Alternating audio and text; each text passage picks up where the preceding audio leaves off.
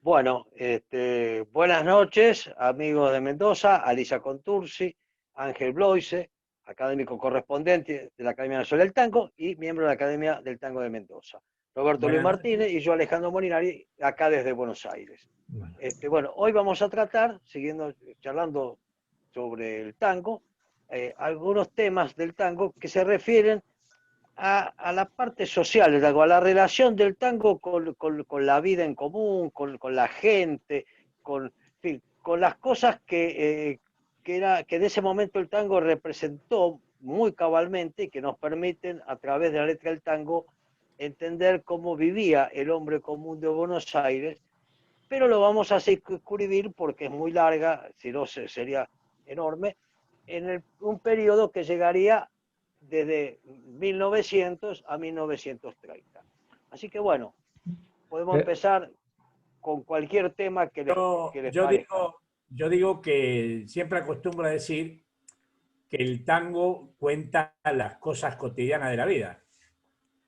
Y leyendo para la charla de hoy, descubro que en el año 1906, antes de Pascual, hay un tango que se llama Matufias o el arte de vivir. El arte de vivir, claro, sí. Que según algunos dicen que puede considerarse el antecedente de Al mundo le falta un tornillo, de Cambalache. Sí. Y hay una parte que dice... en el siglo un tango de Villoldo. Claro, en el siglo que vivimos, de lo más original, el progreso nos ha dado una vida artificial. Ángel. Muchos caminan a máquina, sí. Dice, porque es viejo andar a pie, hay extractos de alimento y hay quien pasa sin comer. Quiere decir que ya había en 1906 un tango con una denuncia de que había gente sin comer. Los sinvergüenzas que escribieron eso es Alejandro y yo. Escribimos en uno de los libros, decimos eso, que es el antecedente de Cambalache. Sí, y ahí lo saqué. Pero yo creo que, de acuerdo a lo que habíamos hablado con Alicia para preparar este tema y lo social, alguna vez se nos ocurrió y dijimos que el tango, las letras de tango eran como esas viejas cajas donde se guardaban las fotos, las familias antiguas, iban metiendo las fotos de familia y todo. Entonces ahí uno encontraba todo. Y en el tango, en las letras de tango, realmente podemos recomponer la sociedad desde 1900 hasta ahora, aunque ahora las letras son cada vez más espaciadas, a lo mejor de menor contenido. Pero el tema es apasionante y yo tengo una sola certeza, y es que por más esfuerzo que hagamos no vamos a terminar hoy de tratar, aunque sea ese periodo. Seguro. Es tan denso. Sí, claro. Así que podemos yo quiero aportar algo. El tema está en que los escritores académicos, los poetas académicos formados en las universidades, eran formados justamente, ¿no? La formación académica apuntaba a los grandes clásicos de la literatura universal, es decir, no era el objetivo de ningún escritor salido de la universidad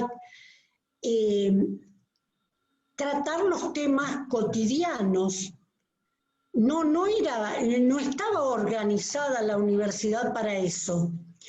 Esa es la gran diferencia, es decir, todo lo que está bien, puede haber testimonios, todo esto puede ser muy, muy discutido, pero digamos que el objetivo, la forma en que se le enseñaba para escribir, los estudios que se realizaban, etcétera, todo ese mundo académico. Un Lugones, por ejemplo, que es el que después en Chicas de Otoño lo nombra mi abuelo, que lo hemos comentado acá. La formación era una formación maravillosa, yo no estoy para nada en contra, pero que no apuntaba a reflejar lo que sentía el pueblo. No apuntaba a las clases populares. No apuntaba a una élite. Claro. Apuntaba a una élite. Pero- A ver, no es que apuntaba a una élite. La formación se daba, la educación se daba. Para eso. Se daba para eso. Se daba para eso, claro, se daba para eso, pero se estudiaban esos grandes autores y puede haber que son importantes para toda la humanidad, no vamos a negarlos, Seguro. no vamos a negarlos, pero evidentemente que el objetivo no estaba puesto allí. Después, como muy bien Claro. dice Ángel, en ese momento no apuntaba allí. Después, las políticas educacionales y demás fueron variando. Pero en aquel entonces, una cosa era el oficio de escribir o el arte de escribir, tal como se los preparaba a los poetas y a los escritores en las universidades, y lo que surgía del pueblo. A mí me gustaría decir un par de cosas al respecto. Una, para redondear la idea tuya, Alicia, en realidad era un oficio para esos primeros, concretamente para tu abuelo era un oficio el escribir. También, pero era un el oficio. tema era distinto. Exacto, pero curiosamente, la primera recopilación de letras de tango, aunque sean letras prostibularias, la hizo un científico, que fue Robert Lehmann-Nietzsche. Hay el famoso escrito ese, Textos eróticos del Río de la Plata, que por ahí se consigue, yo lo conseguí el material. El tipo, que era un científico que había venido de Alemania, recorrió toda la Argentina y fue recopilando letras de tango y algunas otras cosas. Claro, en esa primera etapa era todo prostibulario o escatológico, pero fue un científico. Está bien, pero Roberto, creo que estamos hablando, perdón, Sí, creo que estamos hablando de dos cosas distintas. El Lehmann-Nietzsche era un científico Sí. y hay sobre la vida de la gente, hay ensayos, hay estudios. Sobre el conventillo hay estudios, digamos, sanitarios, sí. pero artísticos solamente los poetas populares. No, ¿Quién claro, puede hablar del no, conventillo si no lo conoce, si no lo ha vivido? No es que Es decir, cosa es el científico, que puede ser desde otro ángulo. sí, Yo de estoy lo hablando sanitario, de la literatura. No, está Yo bien. estoy hablando de la literatura. Está bien, tiene razón Alejandro, que son dos cosas distintas. Simplemente, Son dos cosas distintas. lo que yo quería decir Sí. que desde siempre existió ese interés de conocer a través de las letras la vida cotidiana. Claro. No era artístico lo que hacía Alemán, era científico. Después, Era científico, entonces yo lo sociológico, digo ponele. es como una cierta curiosidad. Ahora ya, para analizar las letras de tango desde lo artístico, tenemos que meternos en ese tema que seguramente comienza con Villoldo y con Contursi. Exacto. No. Y volvemos a las palabras de Lugones, cuando le dice a mi abuelo, cuando todo lo que escribimos los poetas académicos haya sido olvidado, sus versos van a seguir vigentes, Claro. porque usted está hablando de lo que siente el pueblo. O sea, Lugones lo tenía clarísimo. Total. Lo tenía clarísimo. Evidentemente que sembró una semilla extraordinaria, porque después el Negro Celedonio la toma, pero yo, como dije antes, leyendo para hoy, veo que cuando es la famosa Semana Trágica de los Talleres Bacena en el 19, donde mueren un montón de obreros y después en el velatorio, en el sepelio de los obreros, la policía reprime brutalmente. Hay un tango de autor anónimo que dice: Señor Bacena, oh gran señor, que chupa la sangre al trabajador. La hora ha sonado sin compasión y habrá que humillarlo al bravo león. Más claro, imposible. Más pueblo que eso, yo no sé si hay mucho. Eso es la semilla que plantó Pascual. Porque Lugones fue extraordinario y hoy un montón No de lo autores dijo que nada fueron más. Pero para contar las cosas que le pasaban a la gente, los autores a partir de Pascual, del Negro Celedonio, bueno, después aparecieron Mansi, Cátulo y demás, ¿no? Pero, insisto, Ángel, no tenemos que olvidarnos de Villoldo. Vos mismo leíste No, Matufia. yo Villoldo, Ya Villoldo, con un poquito antes que Pascual, escribe tangos como Matufias, como Cuidado con los 50, que son Claro. contemporáneos. En realidad no hay diferencia en el tiempo. Nosotros sabemos decir que la gran diferencia estuvo dada por Gardel, ¿no es cierto?, que cantó Mi Noche Triste, pero el contenido de las letras de Villoldo apunta también a mostrar el inmigrante. Aparece el negro alegre.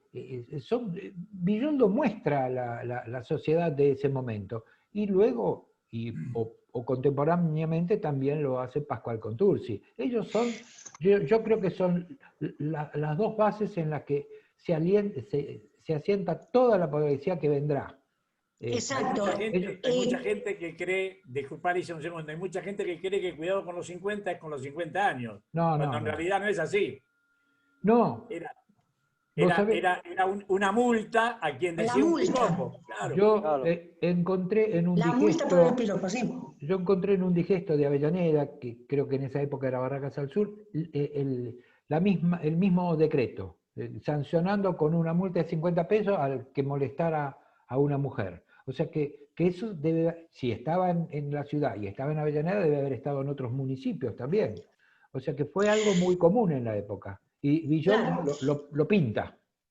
Yo creo que la diferencia entre por qué se hace empezar el tango con Mi Noche Triste y no antes con Villoldo es por el tema de que le da un argumento al tango y que eso va, cantado por Gardel, va a ser motivo de, es decir, mi abuelo cuenta una historia con justamente un argumento que es casi una pieza teatral. Estamos volviendo a todos los temas que hemos desarrollado antes.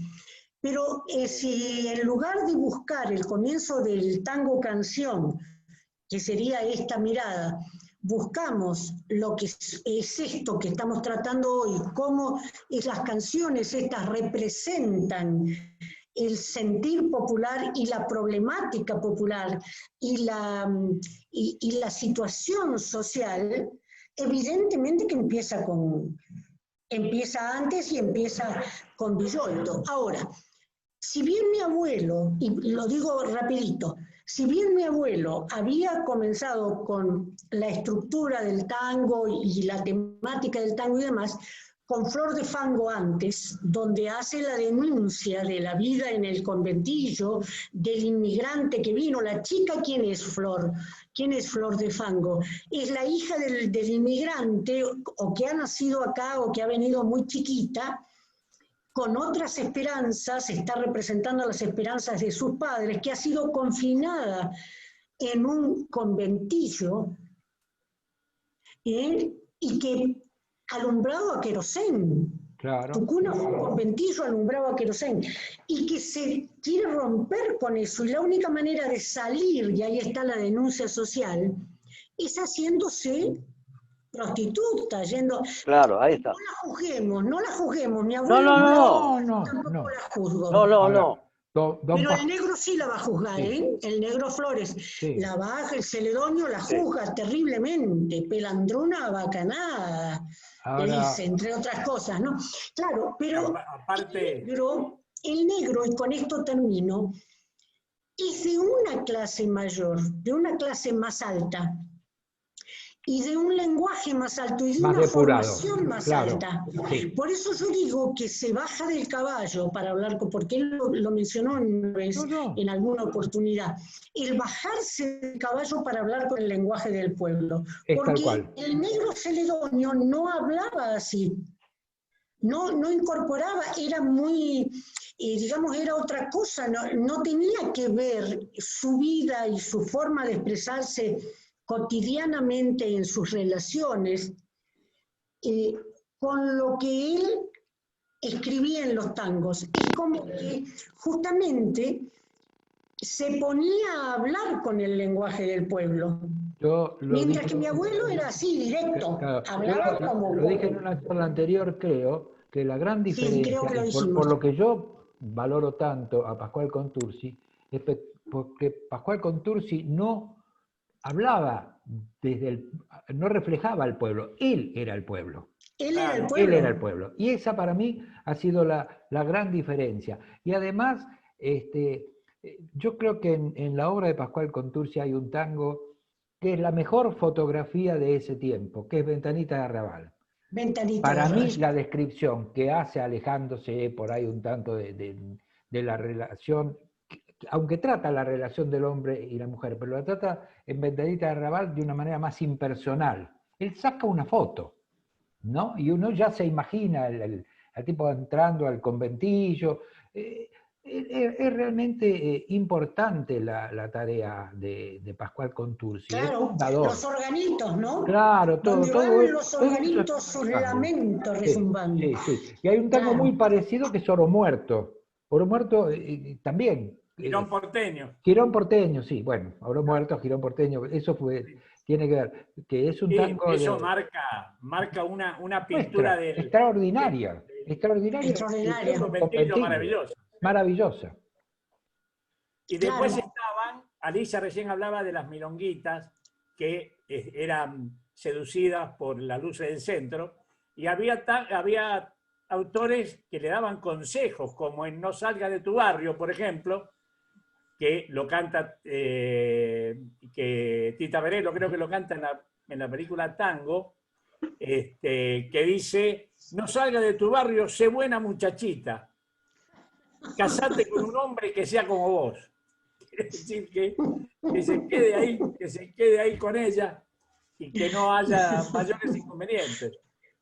Claro, pero yo creo que son dos actitudes completamente distintas. El condenarla a la chica que cayó en esa mala vida, que no termina bien porque cuando se le acaba la juventud, bueno, ya sabemos toda esa historia, ¿no? Pero condenarla o comprenderla dentro de lo que es ese escenario social tremendo. Claro, es la moral de ese tiempo.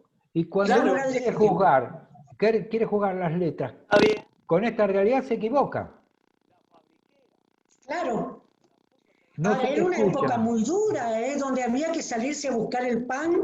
Eso lo refiere Cátulo cuando habla de su padre, que él lo veía como una figura muy fuerte. A José González Castillo lo veía como una especie de superhombre, ¿no? En uno de los relatos de Cátulo. Sí. Y dice, volvía y traía el pan, porque no era fácil eso. No, para nada. No era fácil. No. Por ahora estamos viviendo también en muchos lados una situación que es muy difícil, pero no es lo que era aquello. No es lo que era aquellos principios de siglo. Aquello era mucho más duro. Dentro de los tangos sociales hay uno que para mí es trágico, que es Al pie de la Santa Cruz.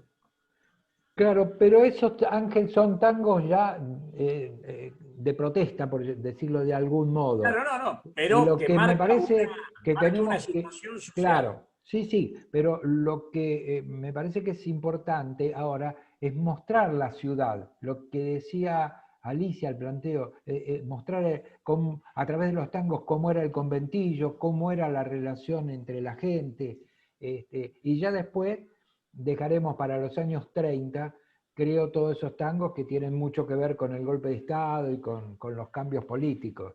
Pero está bien. Hay infinidad. Lo dejamos para una próxima. Sí. Pero ahora está todo reflejado, ¿no? Ventanita de Arrabal es uno de ellos. Es uno de ellos, sí. Es uno de ellos. Sí, y Margot es otro. De vuelta al Buquín también marca una situación. Sí. Exacto. Margot es muy importante. Perdón, Alejandro está haciendo esfuerzos considerables, pero no lo escuchamos. No podemos. Debe ser muy interesante lo que dice, pero no se lo escucha. No se le escucha. A ver.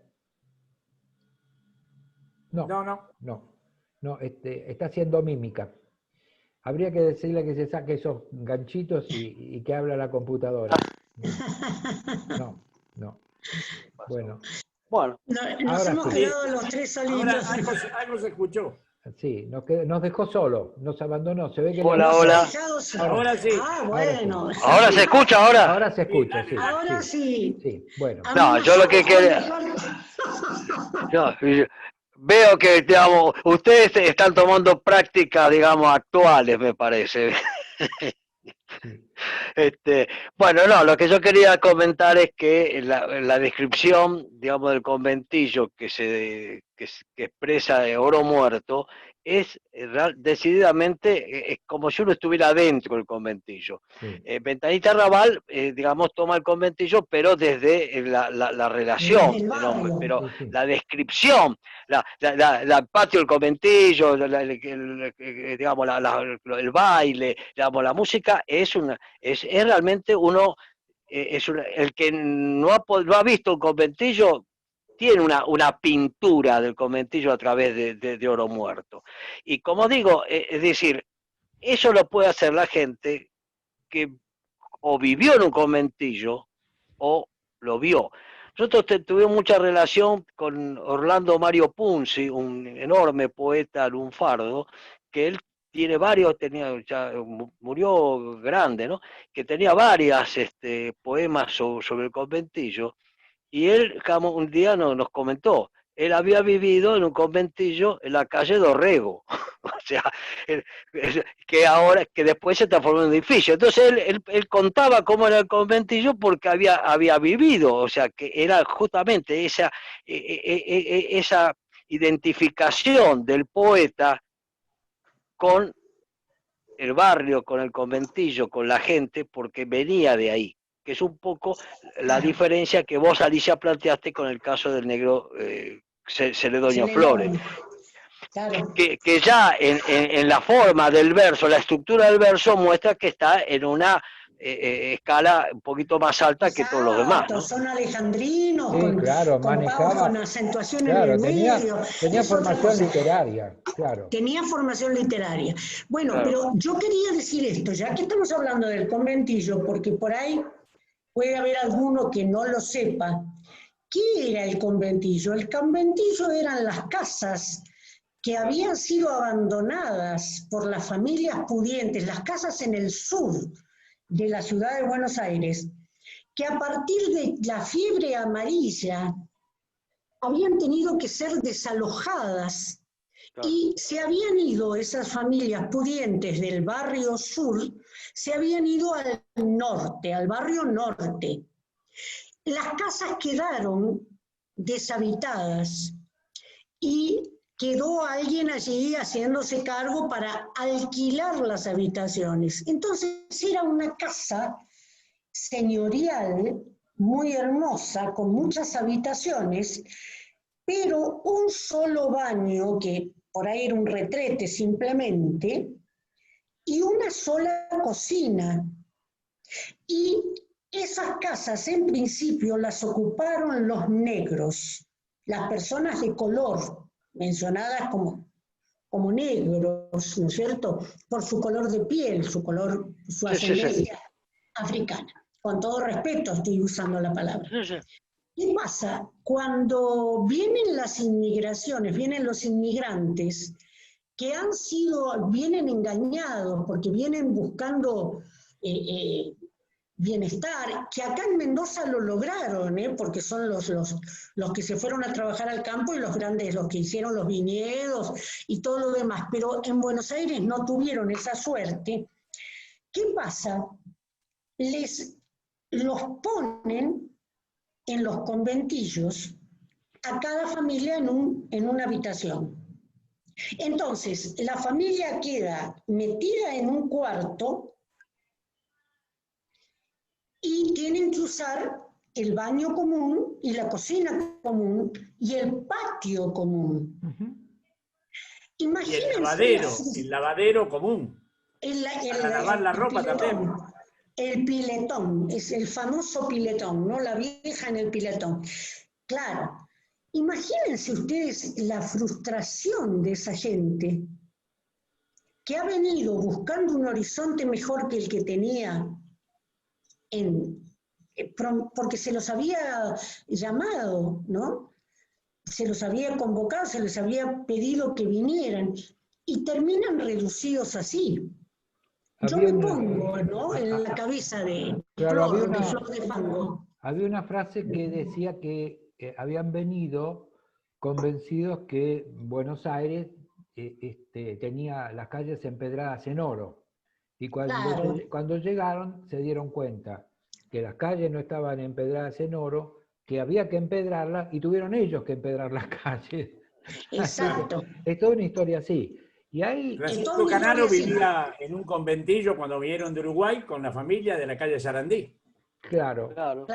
Después hubo una segunda etapa de conventillo, inmediatamente después de que se agotaron esas casas señoriales, que fueron los conventillos de La Boca, de Berisso, de Avellaneda, de todo, que eran distintos. Yo confieso ser responsable de haber roto un conventillo, porque mi oficina la tengo en Avellaneda en lo que era un conventillo. O sea, yo la compré y lo desarmé. Y en ese conventillo vivían, porque era al lado de mi casa, vivían alrededor de 10, 12 familias en un espacio muy reducido. Tenían una pieza cada uno, un baño común. Yo descubrí que había un aljibe y las cocinas eran, no sé, de 2x2. Todavía no podía rescatar el grasero porque se cocinaba con mucha grasa. O sea, era realmente de una precariedad extraordinaria. Esas cocinas económicas, ¿no?, que tenían la... Sí. O eso vino después, creo que vino después. Pero además es así. Sí, tenían dos pisos. Tanto es así que una de las cosas fundamentales, las primeras cosas de movimientos femeninos en la Argentina fue la huelga de los conventillos. Sí, claro. Que fue encabezado fundamentalmente por mujeres, que decían la huelga de las escobas, digamos. Sí, es decir, que fue una lucha muy importante, porque eran lugares inhóspitos, pero además les cobraban un alquiler muy alto. Era ahí en la calle Ituzaingó, todavía está, creo, ese conventillo, que ya era ese conventillo que hicieron después, porque fue un negocio extraordinario, porque cobraban fortuna para alquilar cosas muy precarias. Bueno, todo eso quedó perfectamente reflejado en el tango. Y es cierto que Ventanita, yo decía, Ventanita de Arrabal fue una foto, y Oro Muerto le dio vida, o sea, mostró la vida en ese Sí, es una película. Sí. Además, exacto. Es una buena definición. En los patios se hacían las milongas, los cumpleaños, los bautismos, los velorios, todo el espectro de lo que es el ser humano o de lo que vive el ser humano estaba dentro de ese ámbito del conventillo. Sí, pero déjame decir que es muy lindo lo que dijo Alejandro, porque Pascual Contursi sacó la foto en Ventanita de Arrabal. No, seguro. Y Julio Navarrine, que es el autor de la letra, hizo la película, o sea, mostró la vida en ese conventillo. Y esto fue posible a través de las letras de tango.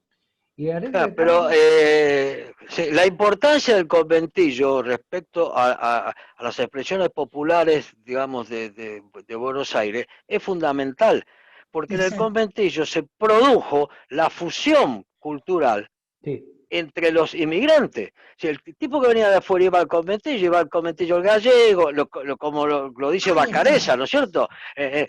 Iba el gallego, iba el tano, el ruso, que le decía el ruso a todos los que venían, digamos, del imperio zarista, el turco, el criollo y el negro. El tango, ahí el germen del tango aparece ahí en el conventillo, ahí es donde se mezclan las culturas y donde se produce una cultura que los integra y los representa. Pero hoy, digamos, parece que el conventillo fuera lejano. Sin embargo, en la ciudad de Buenos Aires, las pensiones, las que son posilgas, son casi conventillos, digamos. La gente alquila una pieza de una pensión, paga prácticamente casi como un alquiler de un departamento y vive en estado precario. Es decir, ya no lo llaman conventillo, pero no, la única gran diferencia que hay entre lo actual y lo anterior es que no había ese patio que permitió, digamos, Claro, la fusión. la fusión, digamos, el encuentro entre culturas, ¿no?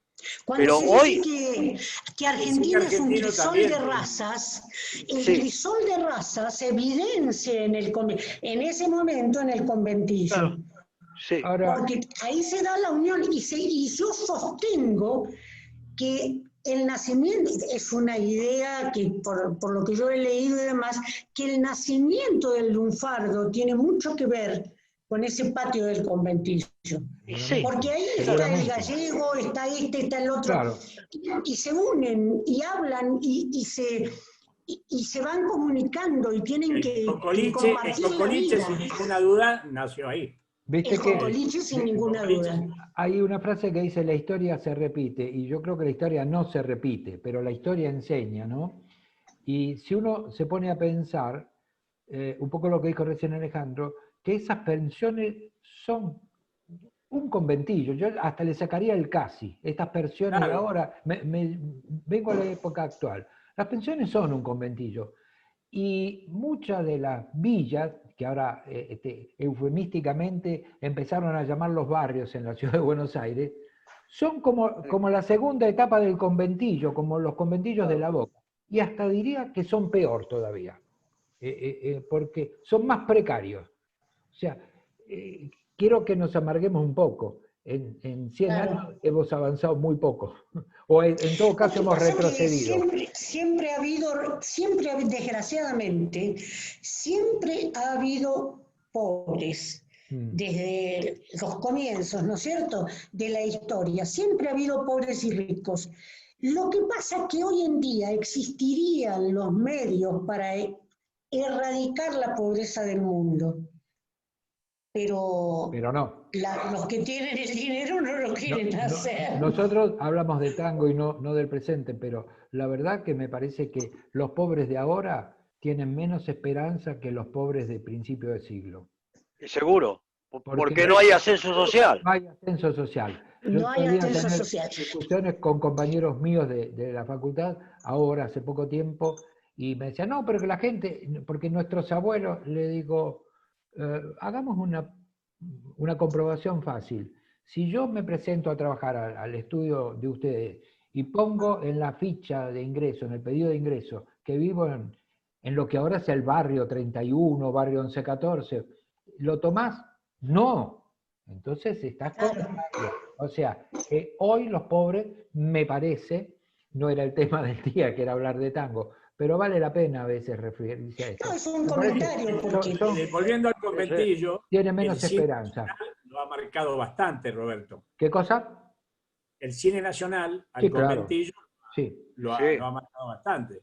La película Doc Sud, por ejemplo, que marca la tragedia de cuando cae el tranvía al río, al riachuelo, fundamentalmente el ámbito de la película está primero en el conventillo, que después se salvan algunos con los que se murieron en el accidente.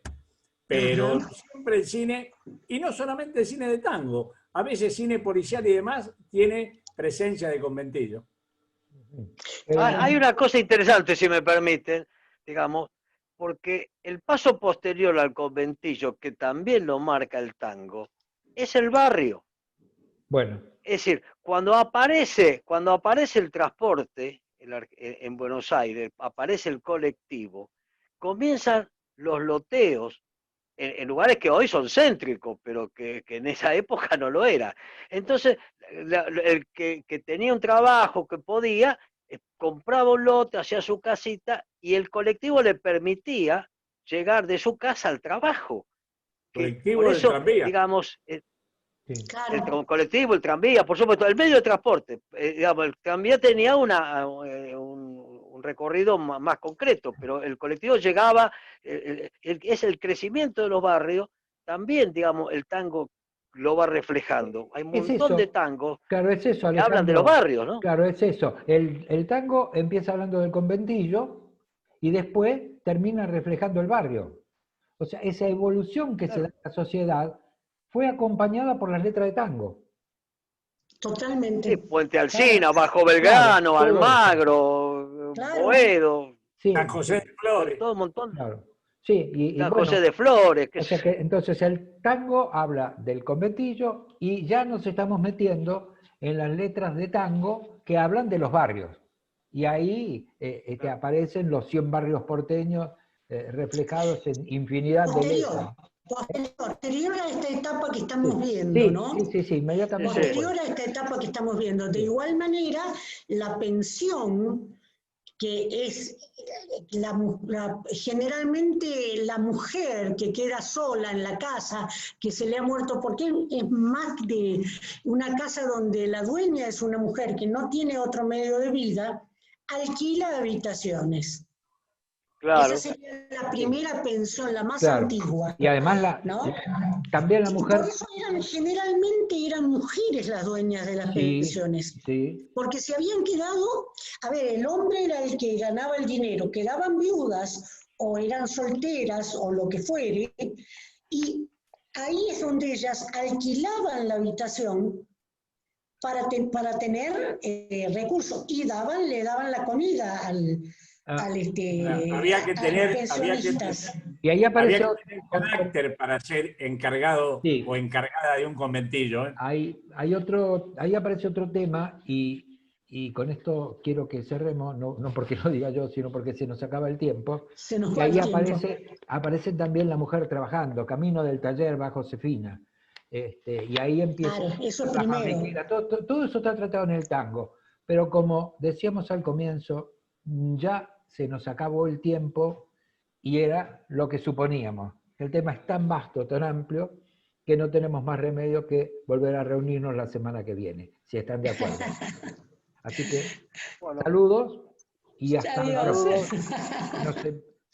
Hasta la semana que viene. Semana que viene. Miércoles, si Dios quiere. Sí, señor. Hasta el miércoles. Muy Hasta bien. el miércoles, entonces. Hasta el